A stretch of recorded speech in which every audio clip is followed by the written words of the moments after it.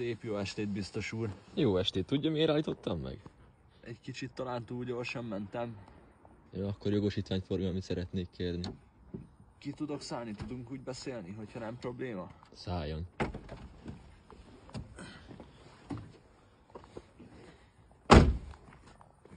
Na mondja, jó ember, mit szeretne? Tudom, hogy gyorsan mentem, ne tessék haragudni. Először is önnek van felesége? Van. Akkor nagyon jó, akkor most meg fog érteni. Most az van, itt az a történet, hogy látja ott azt a hölgyet, aki az anyóson ül? Igen, láttam. Ő az én feleségem, és itt hátul pedig az ő édesanyja ül, az én anyósom.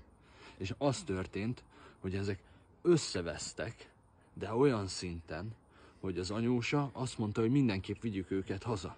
Na és azért hajtok gyorsan, mert nem szeretném, hogy kibéküljenek, és hogy megint még egy hónapot a nyakunkon maradjon. Ugye megtetszik érteni? Na ezt a szituációt most már így értem. Fiúk, vezessük elő.